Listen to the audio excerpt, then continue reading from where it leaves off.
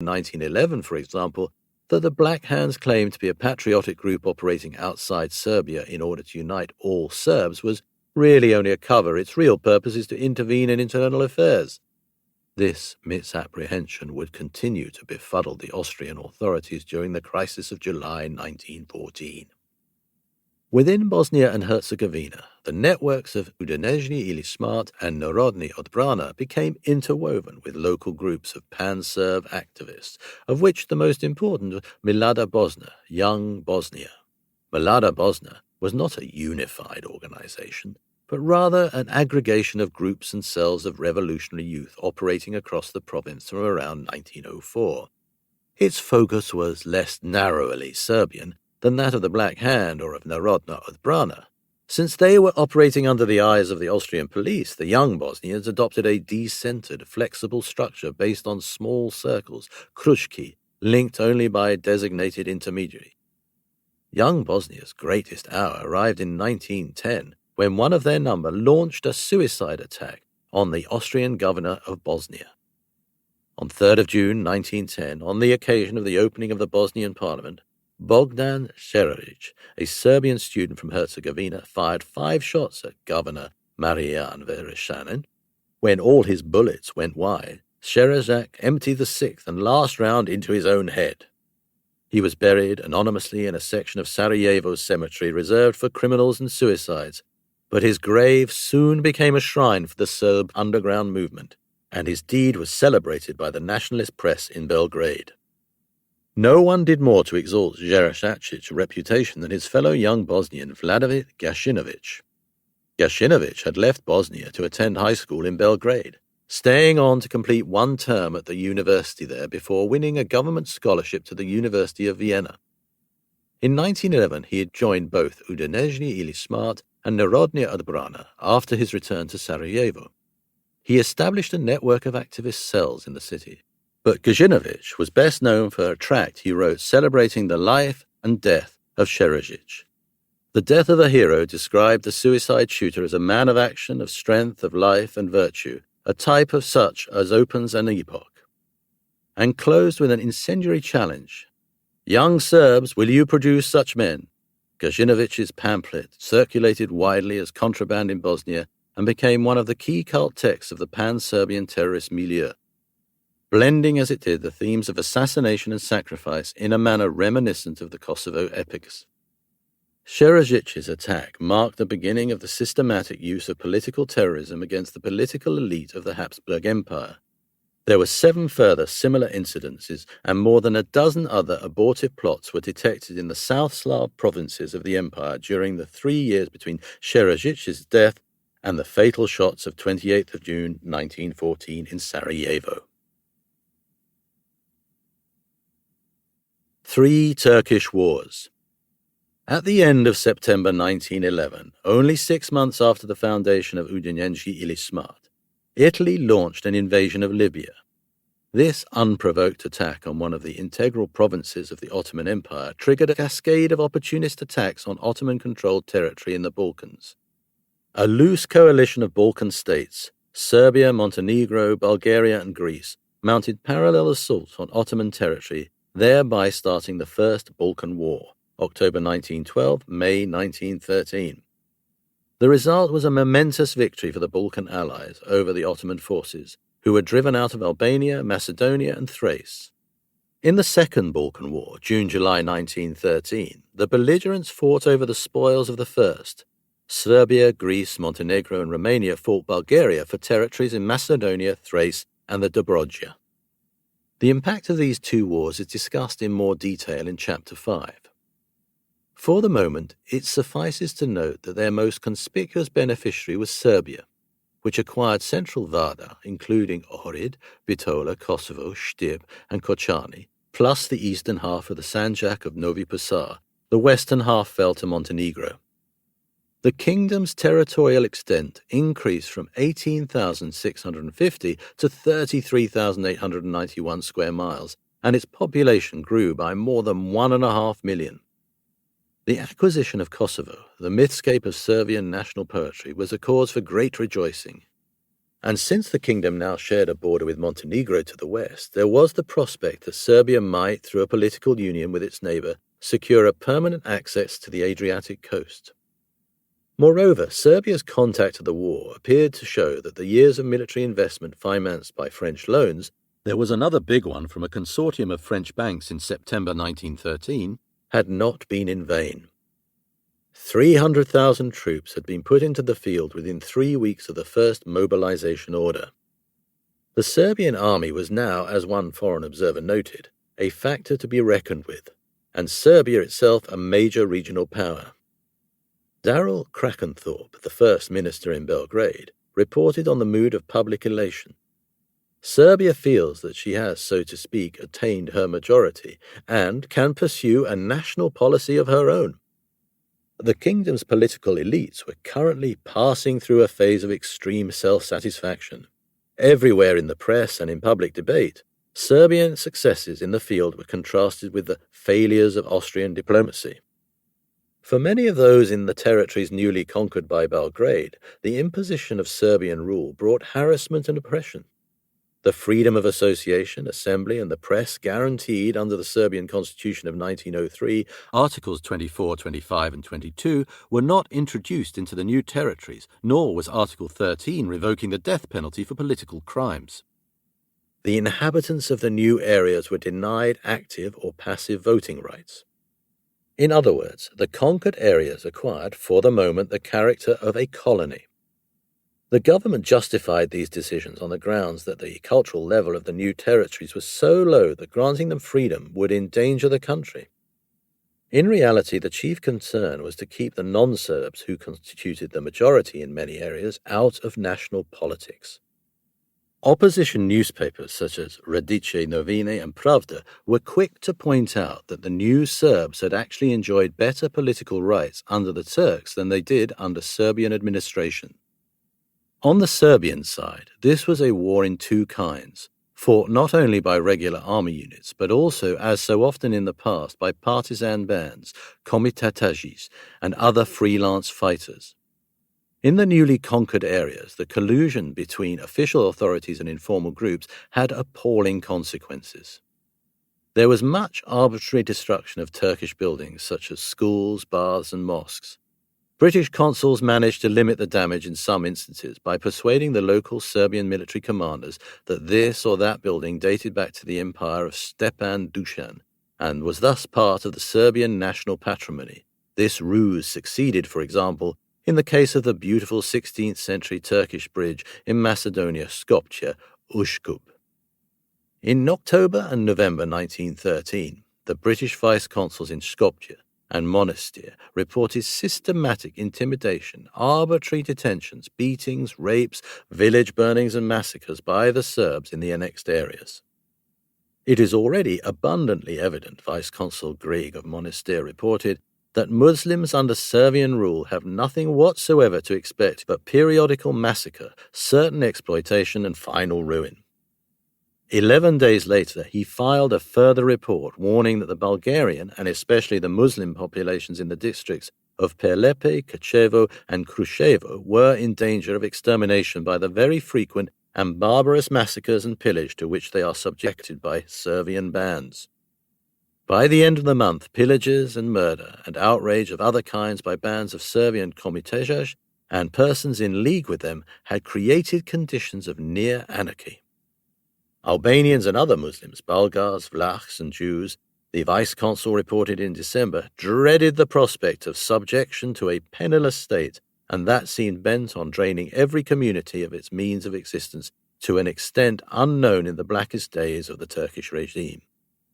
From Bitla in the south, near the Greek border, the British vice-consul reported that the old municipal officials had been replaced by a new cohort of corrupt Serbian ex-propagandists, whose ringleaders were an ex-Barber spy and Serbian agent, a local Serberman of unmentionable profession called Maxim. Nothing, Greg concluded, could be more favorable to the enemies of Serbia than the reign of terror set up by this clique.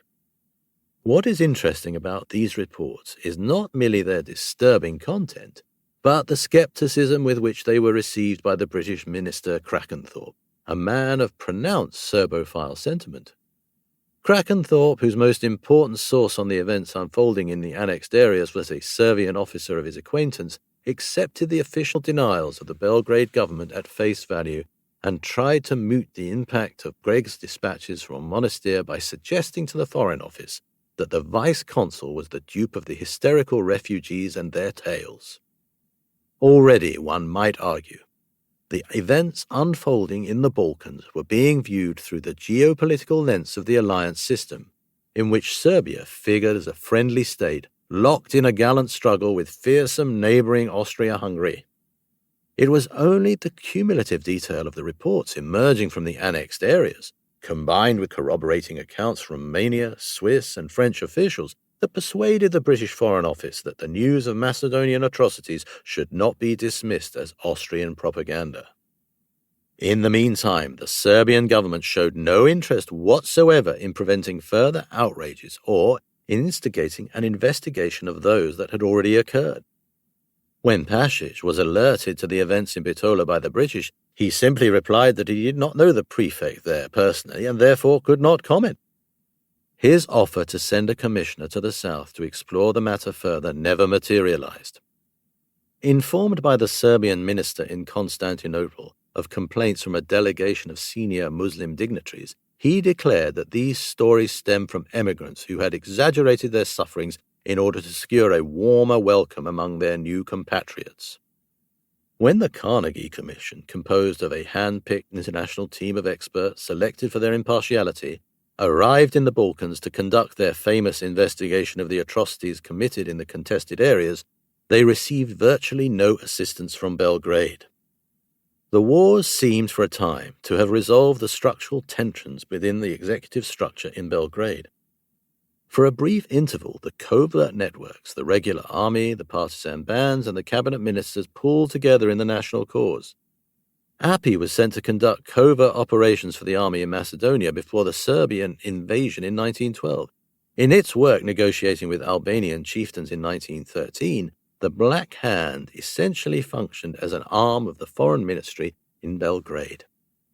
The pacification of the newly conquered areas in the south involved not just regular army units, but also volunteer bands affiliated with Black Hand operatives, such as Voja Tonkosic, a former regicide conspirator who had overseen the murder of Queen Rugga's two brothers.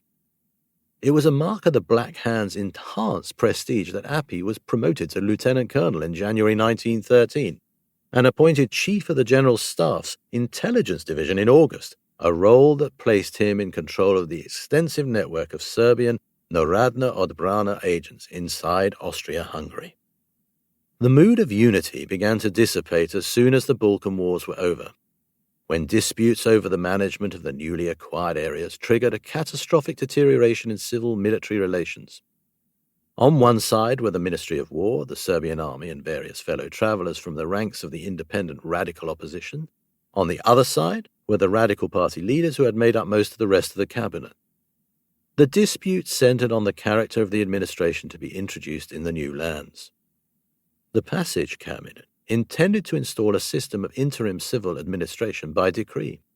The army, by contrast, favoured a continuation of military rule. Buoyed up by its recent successes, the military leadership refused to cede control in the annexed zone.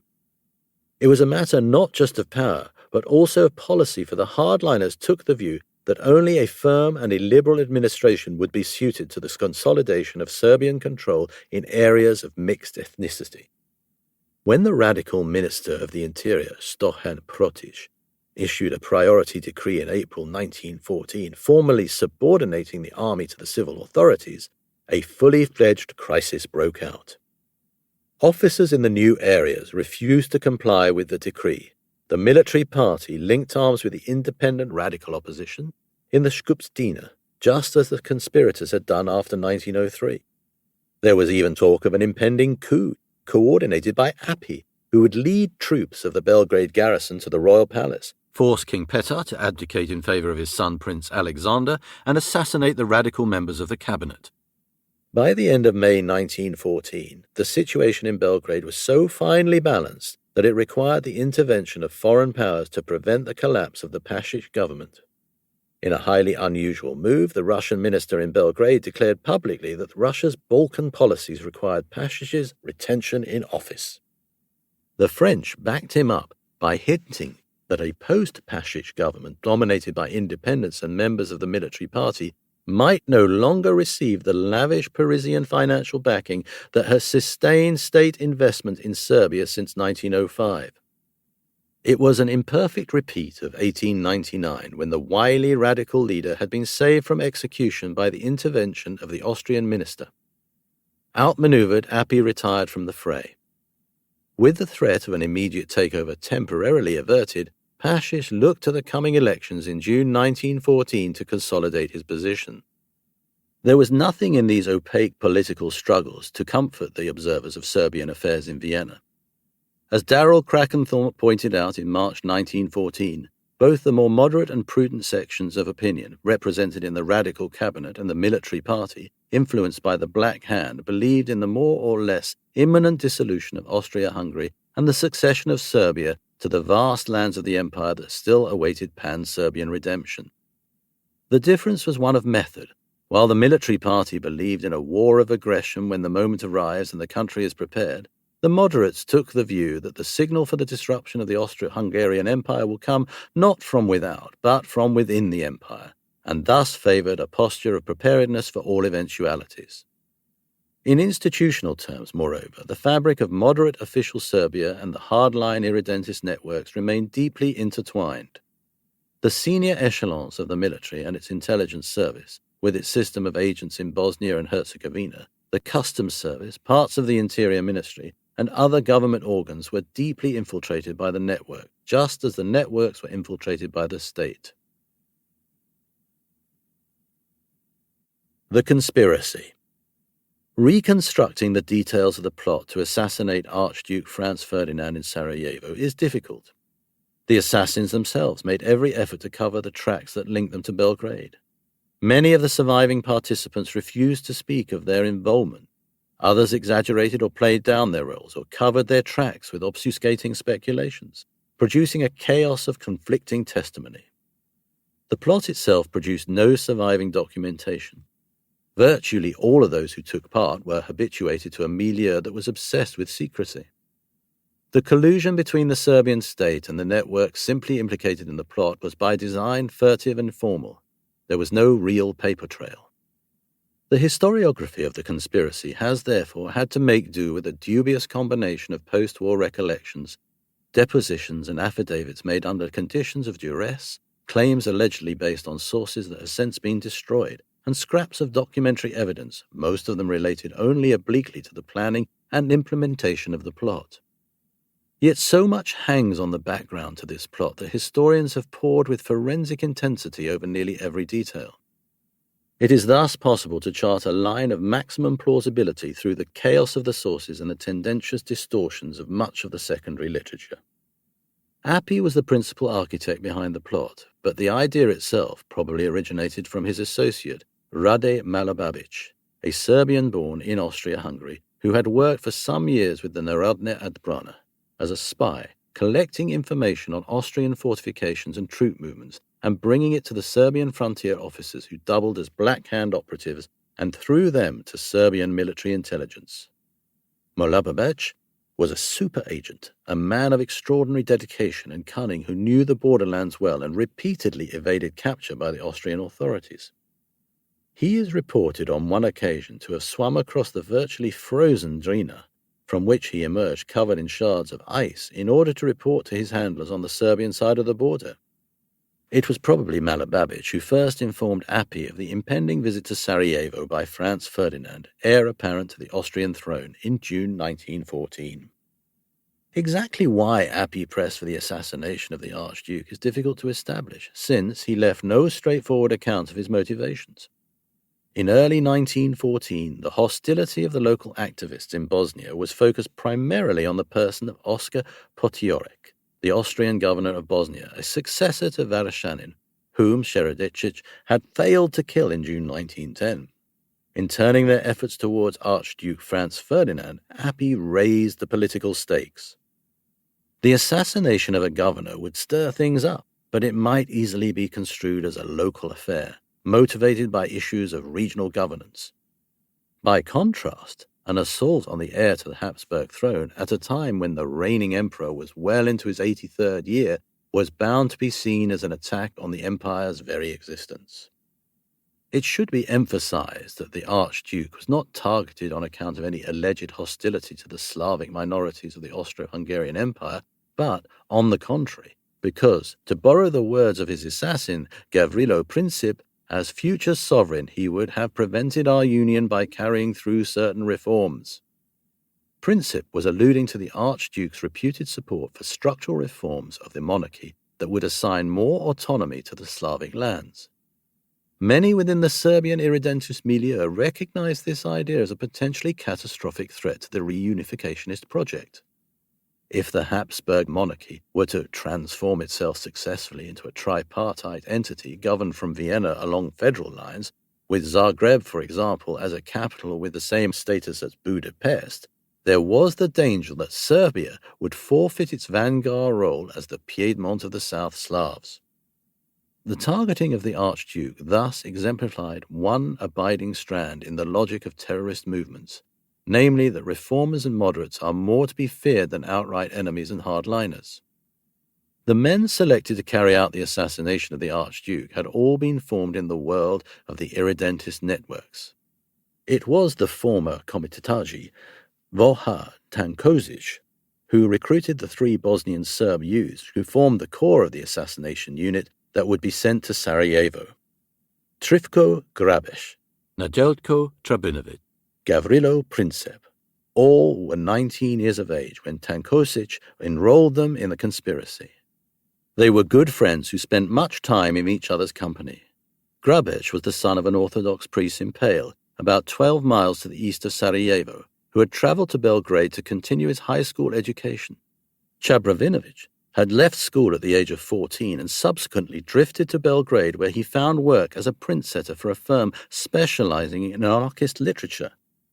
Princip, like Grabesh, had left Sarajevo in order to attend school in Belgrade. All 3 were from poor families and unhappy households. Grabesh and Chabravinovic had suffered under and rebelled against the male authority figures in their own early lives. During his trial, Chabravinovic told the court that his father had mistreated him at home because he had made such poor progress at school in Sarajevo. The boy was eventually expelled for slapping one of his teachers in the face.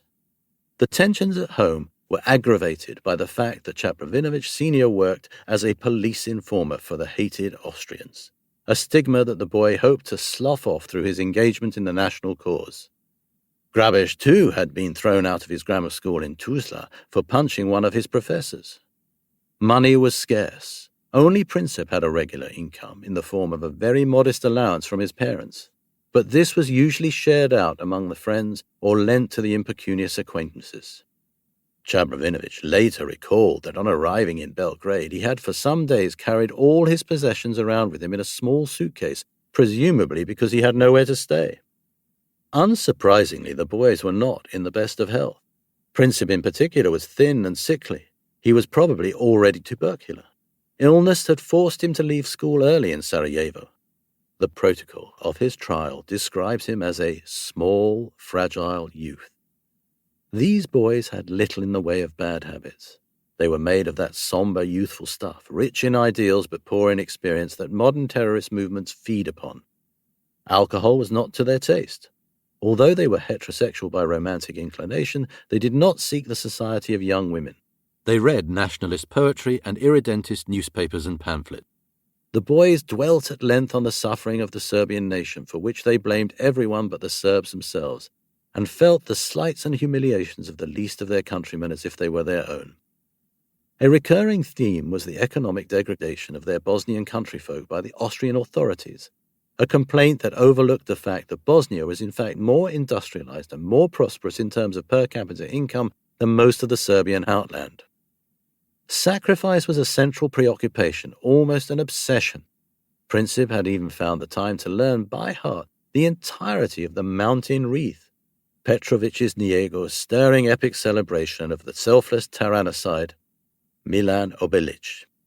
Princip stated to the court during his trial that in the days before the assassination, it had been his habit to go to the grave of the suicide assassin, Bogdan Zerajic. I often spend whole nights there thinking about our situation, about our miserable condition, and about Zerajic. And so it was that I resolved to carry out the assassination. Chepravinovich reported that he had made his way to Zerajic's grave as soon as he had arrived in Sarajevo. Finding it neglected, he had laid flowers on it. A footnote to the Austrian trial transcript noted snidely that these blooms were stolen from another grave nearby. It was during these sojourns at Zerajic's resting place, Chepravinovich declared that he formed the intention to die as Zerajic had done. I knew in any case that I would not live long. The thought of suicide was always with me. I was indifferent to everything. This loitering at the grave of a suicide is interesting and suggestive because it speaks to the fascination with the figure of the suicide assassin that was so central to the Kosovo myth and more broadly to the self-awareness of the pan-Serbian milieu, whose journals, diaries, and correspondence are shot through with tropes of sacrifice. Even the attack itself was supposed to deliver an encoded reference to Zerajic's earlier act, for Princip had originally planned to take up his post exactly where Zerajic had stood, on the Emperor Bridge. I wanted to shoot from the same spot as the deceased Zerajic.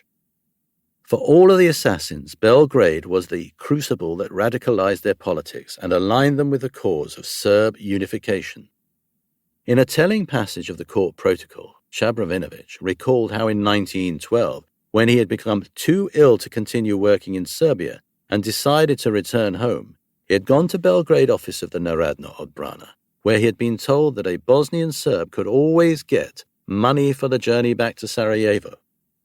He was met at the office by a certain Major Vasic, secretary of the local association of the NO, who gave him money and patriotic texts, confiscated his book of Maupassant short stories on the ground that these were unworthy of a young Serb patriot, and urged him always to be a good Serb. Meetings of this kind were crucial to the formation of these young men whose relations with male figures of authority had been so strained. Within the nationalist networks, there were older men prepared not just to help them with money and advice, but also to show them affection and respect, to provide them with a sense so conspicuously lacking in their experience hitherto that their lives were meaningful, that they belonged to an historical moment, that they were part of a great and flourishing enterprise. The grooming by older men of younger men for induction into the networks was a crucial element in the success of the irredentist movement. When he returned from Belgrade to Sarajevo, Chepravinovich found it impossible to fit back into his old socialist milieu. Sensing that his outlook on the world had changed, the party comrades denounced him as a Serbian agitator and a spy and expelled him from the party. By the time he returned to Belgrade in 1913, Chepravinovich was no longer a revolutionary leftist, but an anarchist with a nationalism mixed in.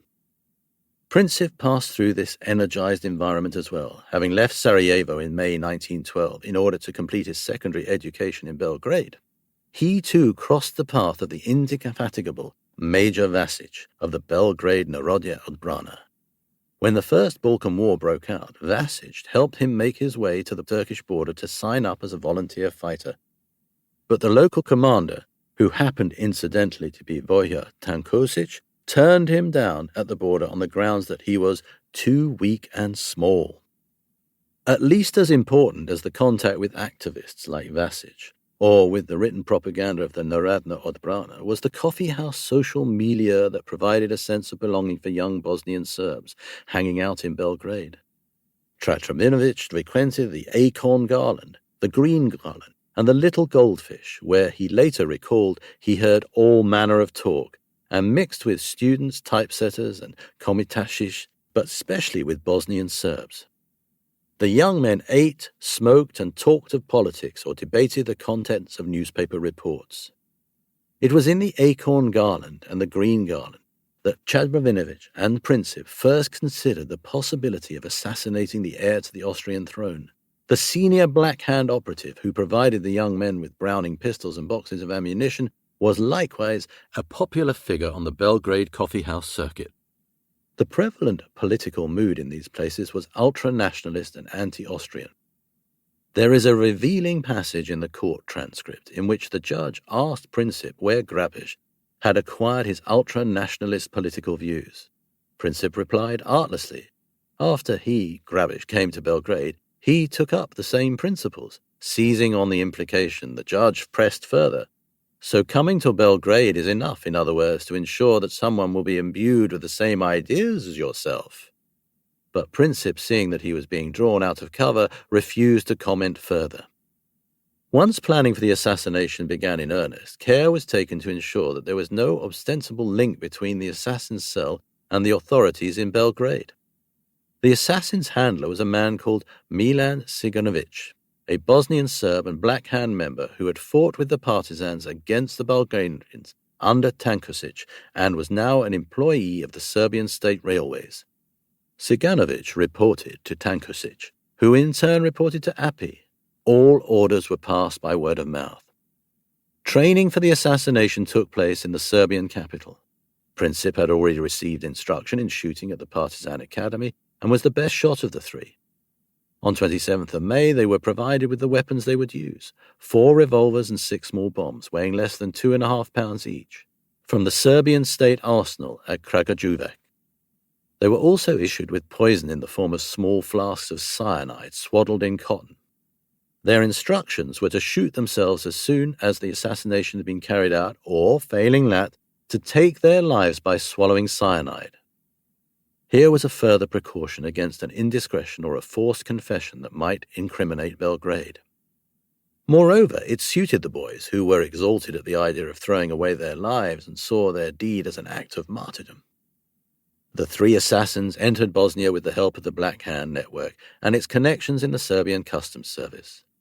Čapravinović crossed at the border post in Mali Zvornik with the assistance of agents from the Black Hand's Underground Railway. School teachers, a border guard, the secretary to a town mayor, and so on, and made his way to Tuzla, where he waited for his friends to show up.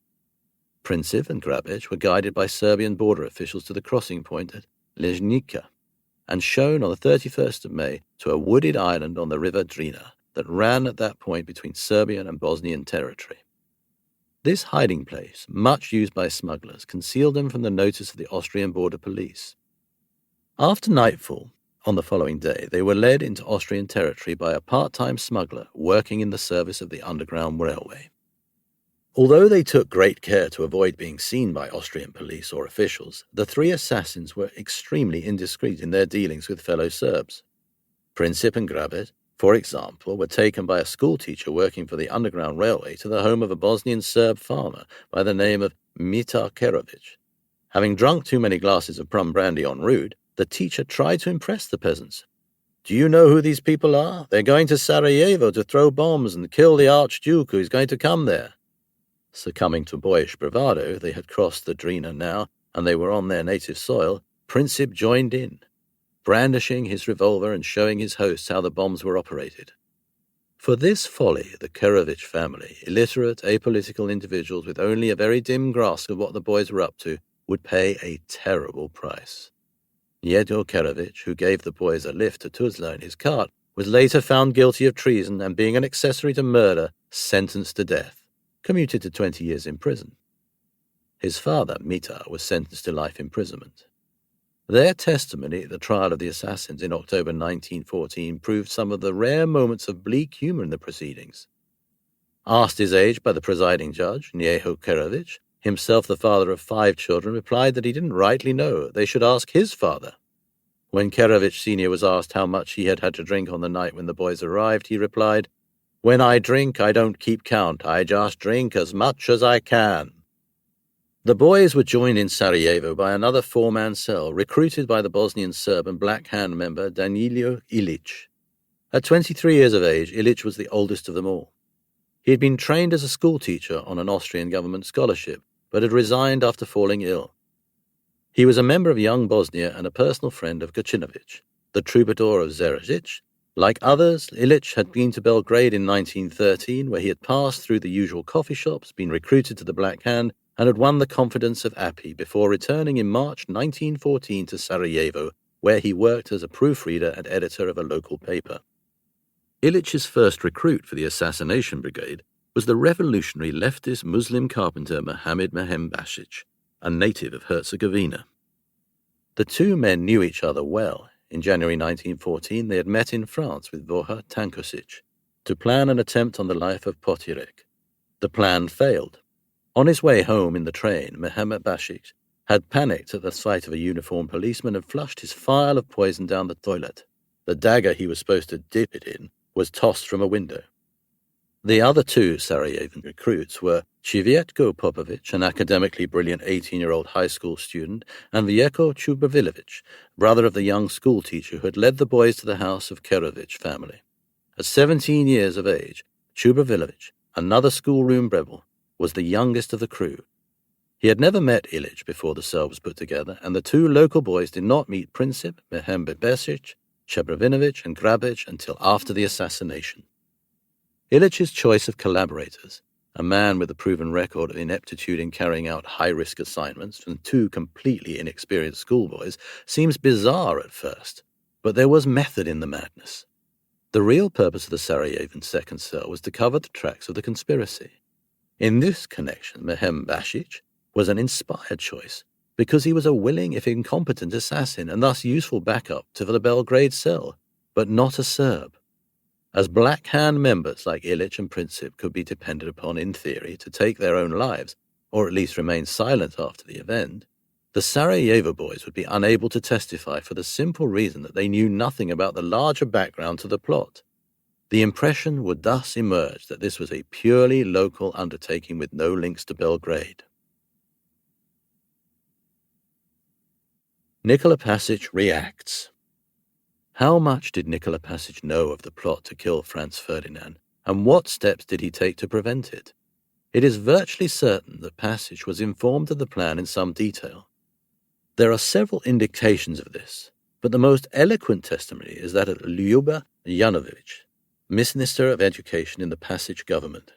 Jovanović recalled in a memoir fragment published in 1924, but probably written much earlier, that Pasic had told the Serbian cabinet at the end of May or the beginning of June that there were people who were preparing to go to Sarajevo to kill Franz Ferdinand. The entire cabinet, including Pasic, agreed that the Prime Minister should issue instructions to the frontier authorities along the Drina to prevent a crossing.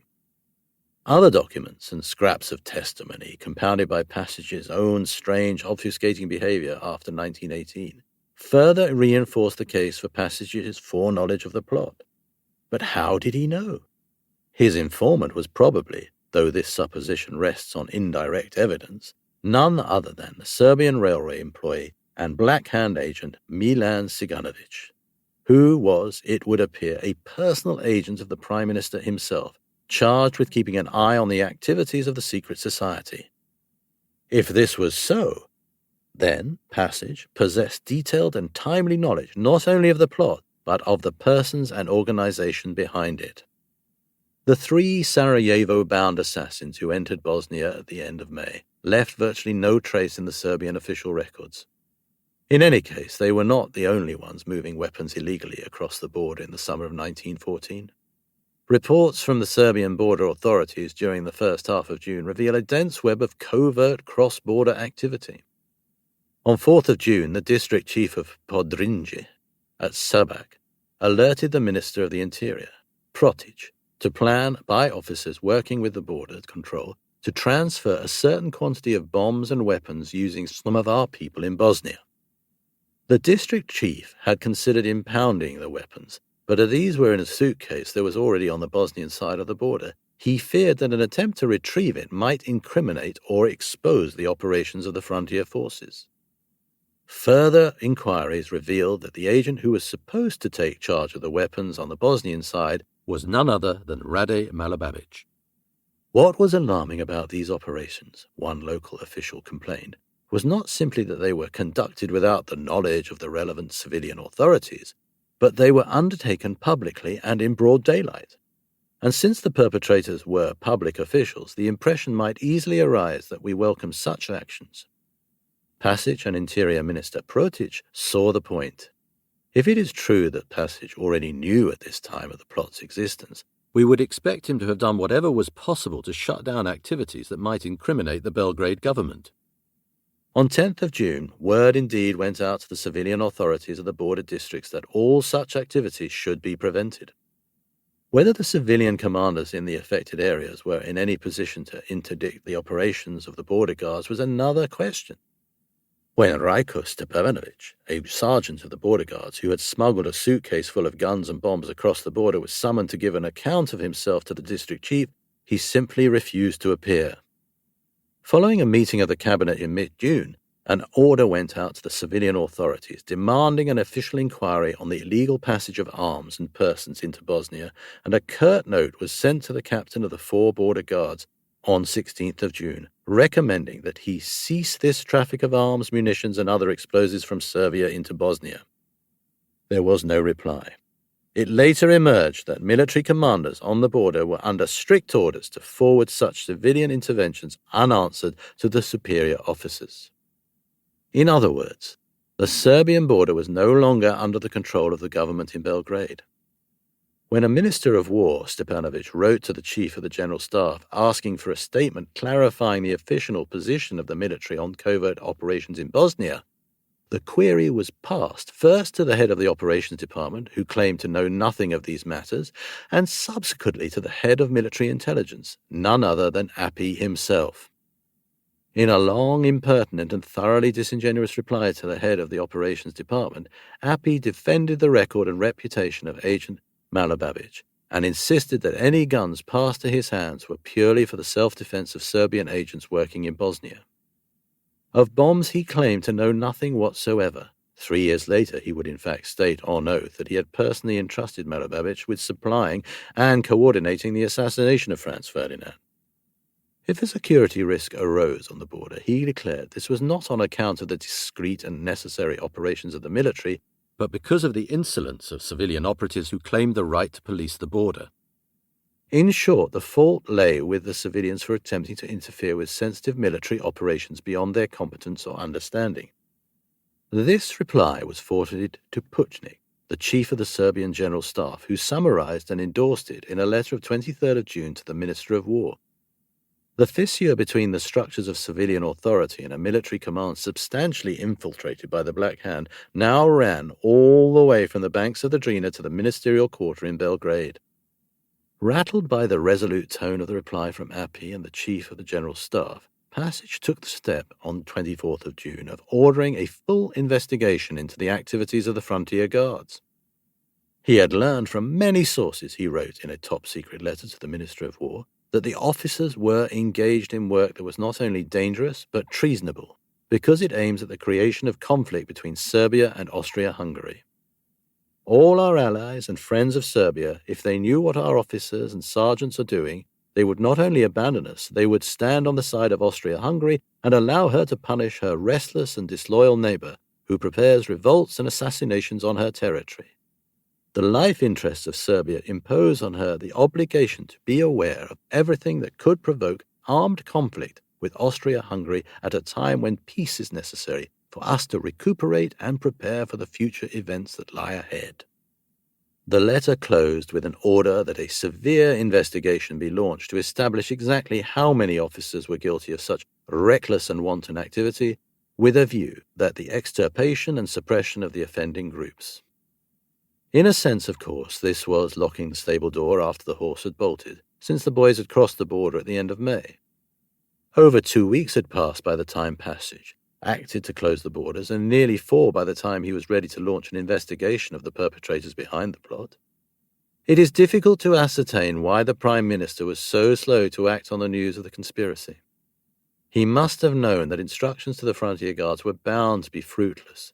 Given that so many of them were affiliated to the Udinengi ili Shmert, perhaps he feared the consequences of antagonizing his powerful enemy, Appy. It is striking that, despite the calls for a severe investigation, Appy remained in post as head of Serbian military intelligence throughout the crisis. He was not dismissed or even suspended from the duties pending the outcome of the investigation. We should recall in this connection the extremity of the political crisis that had paralyzed Serbia during May 1914. Passage prevailed in that struggle, but only by a whisker, and only with the assistance of the ambassadors of the 2 great powers with most influence in Serbian affairs. There is thus some doubt as to whether he possessed the means to close down Appy's activities, even if he were inclined to do so. Perhaps Passage even feared that an open confrontation might trigger his own assassination by Black Hand agents, though this seems unlikely given the fact that he had already survived the May crisis unscathed. On the other hand, it is worth remembering that the Serbian Prime Minister remained, despite everything, the most powerful man in the country, a statesman of unparalleled skill at the head of a mass party whose delegates still dominated the national legislature. It is more probable that Passage reverted during these weeks to the habits of long years at the turbulent apex of Serbian political life. Keep your head down, don't rock the boat, let conflicts resolve themselves, wait out the storm. Nevertheless, Passage still had one important card in his hands. He could have foiled the conspiracy at little risk to himself by warning Vienna confidentially of the plot to kill the Archduke. Heated controversy surrounds the question of whether such a warning was given. The evidentiary situation is especially difficult on this issue, because it was in no one's interest in retrospect to acknowledge that a formal warning had been offered or received. Passage himself expressly denied that he had attempted to warn Vienna in an interview granted to the Hungarian newspaper As Est on 7th July 1914. He could hardly do otherwise, since avowing foreknowledge would have exposed him and his colleagues to the charge that they were accessories to the conspiracy.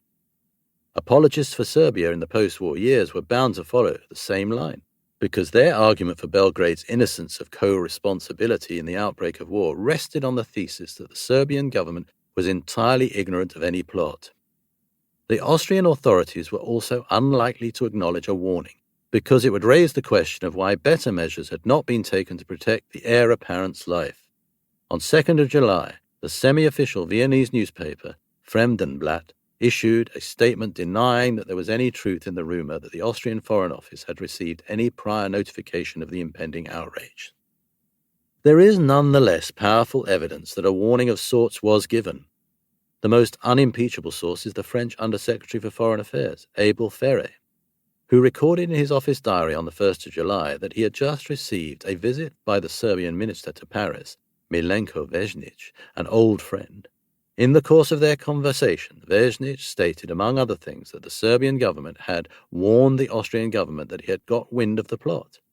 Among those who confirmed this is the Serbian military attaché in Vienna, who told the Italian historian Magrini in 1915 that Passage had sent a telegram to the Serbian legation in Vienna stating that, owing to an information leak, the Serbian government had grounds to suspect that a plot was being hatched against the life of the Archduke on the occasion of his journey to Bosnia, and that the Austro-Hungarian government would be well advised to postpone the visit.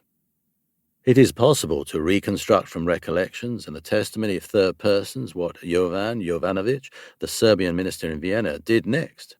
He met with Leon Belinsky, joint Austro-Hungarian finance minister, at noon on the 21st of June, 3 days after the arrival of Passage's telegram from Belgrade, in order to issue the Austrian government with a warning against the likely consequences if the Archduke were to visit Bosnia. But the warning was delivered only in the most oblique terms.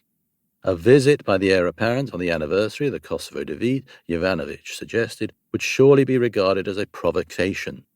Among the young Serbs serving in the Austro-Hungarian forces, there might be one who would put a ball cartridge in his rifle or revolver in place of a blank cartridge.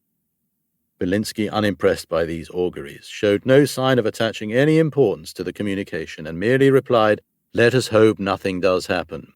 Belinsky refused in later years to speak with journalists or historians about this episode, protesting that a veil of oblivion should be drawn over these dark moments in recent history. It is clear that he was disinclined at the time to take the warning seriously.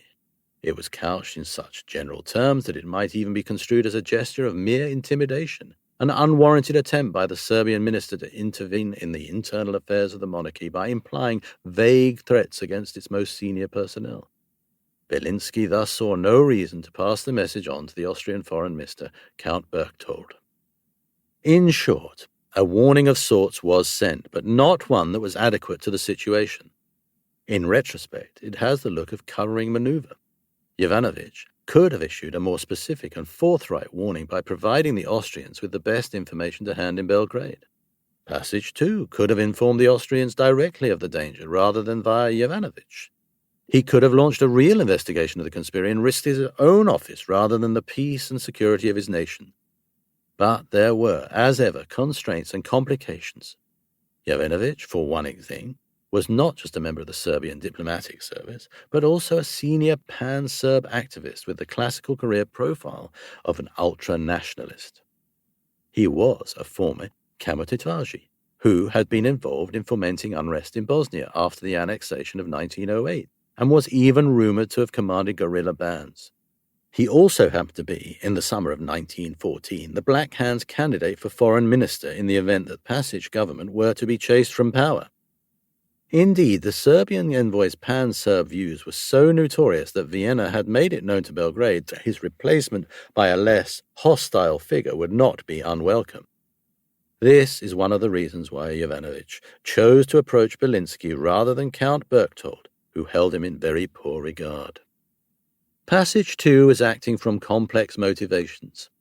On the one hand, there was his concern, widely shared within the radical leadership, about how the networks affiliated with the Unidenji Ilishmart might respond to what they would certainly perceive as a gross betrayal. He may have hoped that the attempt in Sarajevo would fail. Most important of all, surely, was his awareness of how deeply the structures of the state and the very logic of its historical existence were interwoven with the irredentist networks.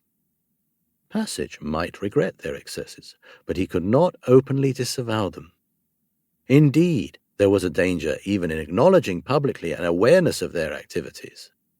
This was not just a question of the legacy of Serbian national consolidation, which had always depended upon the collaboration of state agencies with voluntarist networks capable of infiltrating neighboring states. It also touched upon the future.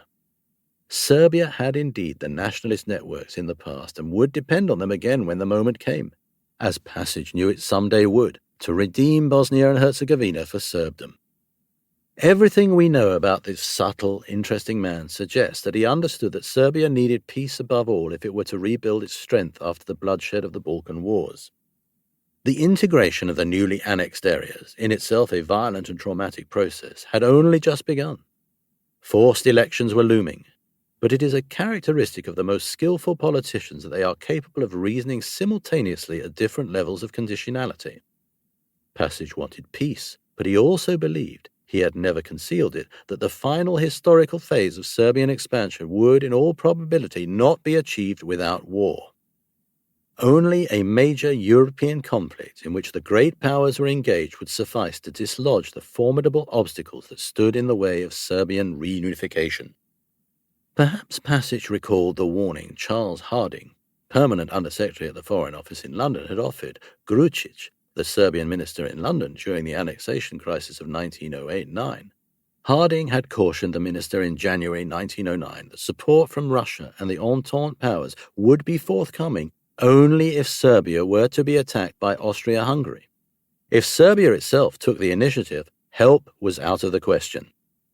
That Passage may have been thinking along these lines is suggested by an exchange between the Serbian Prime Minister and Russian Tsar in the early spring of 1914, in which Passage pressed upon the Tsar his need for Russian help in the event of an Austro-Hungarian attack. Such a scenario would fail, of course, if the world were to construe the assassination plot itself as in fact an act of Serbian aggression. But Passage was certain that the Austrians would be unable to establish any connection between the assassination, if it were to succeed, and the government of Serbia because in his own mind no such linkage existed. An attack from Austria-Hungary must therefore surely trigger support from Russia and her allies. Serbia would not stand alone. This was not, in Passage's view, primarily a question of Russia's attachment to Serbia, but rather the logical consequence of the imperatives governing the Russian policy in the Balkans. So strong was Passage's reputed trust in this redemptive mechanism that even Piedmont occasionally ridiculed him for his great belief in Russia. Reports received by Passage in mid-June from the Serbian minister in St. Petersburg that Russia had restructured its eastern frontier in order to deploy much larger forces for an offensive against the West may well have reinforced the plausibility of this line of thought. This is not to say that Passage consciously sought a broader conflict, or that the idea of provoking an Austrian attack motivated his behavior in any direct sense. But perhaps the inkling that war was the historically necessary crucible of Serbian nationhood diminished his sense of urgency when the opportunity arose to stop the assassins before it was too late. These thoughts and scenarios must have circled in his mind as he reflected with ponderous slowness on how to handle the situation created by the news of the Sarajevo plot. The legacy of Serbian history, and in particular of the kingdom's development since 1903, weighed heavily on Belgrade in the summer of 1914. This was still a raw and fragile democracy in which the civilian decision-makers were on the defensive. The struggle for power between the Praetorian conspiratorial networks born with the regicide of 1903 and the radical leaders who controlled parliament was still unresolved. The irredentist milieu had emerged triumphant from the two Balkan Wars, more determined than ever to press ahead. The deep interpenetration of state and non-official irredentist agencies at home and beyond the national borders made a nonsense of efforts to police their activities. These features of the political culture pressed hard on the men who governed the country, but they were also an incalculable burden on its relations with the Austro-Hungarian Empire. For anyone who is not a Serb, the sometime Serbian minister in Berlin, Miloš Bojicević, later observed, it is difficult to find one's way among the different national organizations aiming to realize the greater Serbian ideal. This opacity in the structure of the movements and of their relationship with the state agencies rendered the task of untangling official and unofficial forms of irredentism virtually impossible, even for a seasoned foreign observer of the Belgrade scene. This, too, would be a perilous burden in July 1914.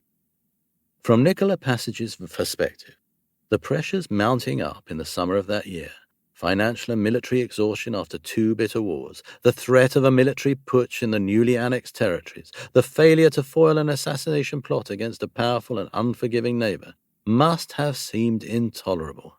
But the man who would have to steer this complex and unstable polity through the crisis triggered by the events of 28th of June 1914 was himself a product of its political culture, secretive, even furtive, cautious to the point of lassitude. These were the attributes Passage had acquired over more than 3 decades in Serbian public life. They had helped him to survive in the small, turbulent world of Belgrade politics. They were dangerously ill-adapted to the crisis that would engulf Serbia after the terrorists had accomplished their mission in Sarajevo. Chapter 2. The Empire Without Qualities. Conflict and Equilibrium. 2 military disasters defined the trajectory of the Habsburg Empire in the last half-century of its existence. At Solferino in 1859, French and Piemontese forces prevailed over an army of 100,000 Austrian troops, opening the way to the creation of a new Italian nation-state. At Königgrätz in 1866, the Prussians destroyed an Austrian army of 240,000, ejecting the empire from the emergent German nation-state. The cumulative impact of these shocks transformed the inner life of the Austrian lands. Shaken by military defeat, the neo-absolutist Austrian Empire metamorphosed into the Austro-Hungarian Empire. Under the compromise hammered out in 1867, power was shared out between the 2 dominant nationalities, the Germans in the west and the Hungarians in the east. What emerged was a unique polity, like an egg with 2 yolks, in which the Kingdom of Hungary and a territory centered on the Austrian lands, and often called Cisleithania, meaning the lands on this side of the river Leith, lived side by side within the translucent envelope of a Habsburg dual monarchy. Each of the 2 entities had its own parliament, but there was no common prime minister and no common cabinet. Only foreign affairs, defense and defense-related aspects of finance were handled by joint ministers who were answerable directly to the emperor. Matters of interest to the empire as a whole could not be discussed in common parliamentary session, because to do so would have implied that the Kingdom of Hungary was merely the subordinate part of some larger imperial entity. Instead, an exchange of views had to take place between the delegations of groups of 30 deputies from each parliament, who met alternately in Vienna and Budapest. The dualist approach had many enemies at the time, and has had many critics since. In the eyes of hardline Magyar nationalists, it was a sellout that denied the Hungarians the full national independence that was their due. Some claimed that Austria was still exploiting the Kingdom of Hungary as an agrarian colony. Vienna's refusal to relinquish control over the armed forces and create a separate and equal Hungarian army was especially contentious. A constitutional crisis over this question paralyzed the empire's political life in 1905. On the other hand, Austro-Germans argued that the Hungarians were freeloading on the more